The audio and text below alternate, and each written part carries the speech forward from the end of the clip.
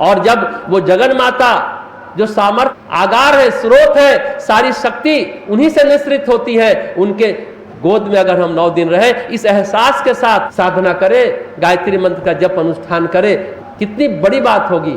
लेकिन उसके लिए क्या, हमें बच्चा बनना पड़ेगा, अहंकार त्यागना होगा। 9 दिनों में जीवन की पुनर्संरचना मतलब क्या है?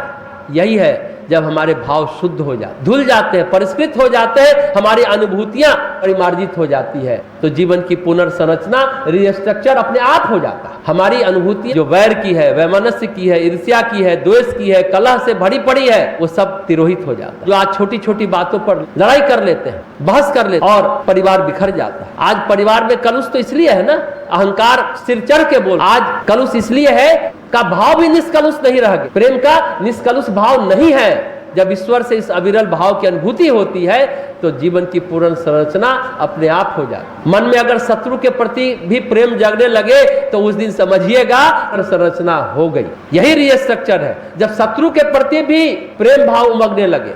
बुद्धि को थोड़ा साइड करें, IQ की बात चलती है, अब EQ की बात होती है, इमोशनल कोशेंट, इंटेलिजेंस कोशेंट की बात नहीं होती, इमोशनल कोशेंट की बात होती है। जीवन में सफल होने के लिए डेनियल गोलमैन ने भी कहा, बुद्धि की भूमिका यानी IQ की भूमिका मात्र 20% है, EQ यानी इमोशनल कोशेंट की भूमिका 80% है। परीक्षा में पास करना हो, कहीं कोई काम करना हो, कितने आप इमोशनली स्ट्रांग। ये नवरात्रि हमारे इमोशन को मजबूत करने की बात करता है कि हम शत्रु को भी प्रेम पूर्ण भाव से देखें। ईर्ष्या, द्वेष, कलह जो नेगेटिव एनर्जी हटाए, जो पॉजिटिव एनर्जी है, जो प्योर एनर्जी है, उसको बढ़ाएं और दूषित ऊर्जा उसको हटाएं। हम अपनी भावनाओं को कैसे बढ़ाएं, कैसे व्यवस्थित करें, संतुलित मर्यादित करें, इसके लिए ही नवरात्रि साधना है। इसी के उपासना का विधान है, साधना का विधान है, आराधना का विधान है।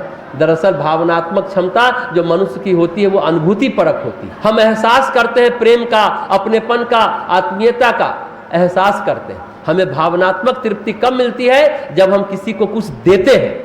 सिर्फ लेते हैं तो तृप्ति नहीं होती, ध्यान देंगे। जब देते हैं तो भावनात्मक तृप्ति मिलती है, इमोशनल कोशेंट हमारा स्ट्रांग होता है जब हम किसी को कुछ देते हैं। और जब भावना के गहराई में अकेले एहसास करते हैं तो अंदर कुछ स्पार्क करता है, एक चमक उठती है हमारे अंदर, कुछ अंकुरन होता है नएपन का। उसका ताना बाना फिर हम बुद्धि का सहयोग लेकर करते हैं।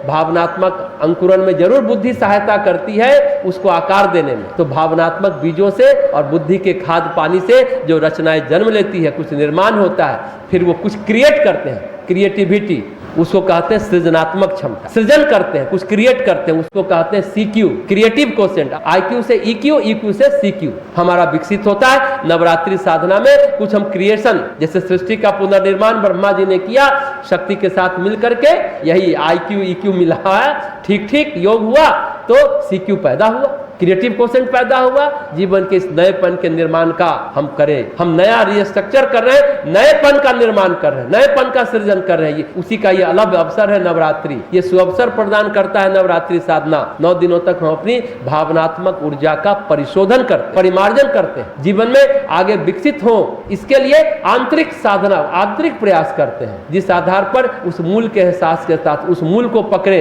जो आदि शक्ति जननी है, उनके जड़ से जुड़े। ये नवरात्रि अपनी माँ से, जगन माता से जुड़े। बड़े होने पर जैसे हम अपनी माँ को भूल जाते हैं, जगन माता भगवती को तो हम कब के भूल चुके हैं। नवरात्रि साधना सिर्फ याद ही नहीं कराता, उनसे जुड़े रहने का एहसास भी कराता है कि माँ के आंचल को पकड़कर हम कितना सुरक्षित महसूस करते हैं। कोई अवरोध, कोई विपदा, कोई संकट हमें विचलित नहीं कर पाएगी। इस भाव से नवरात्रि साधना करें, बस हमें एक एक कदम आगे बढ़ाना है।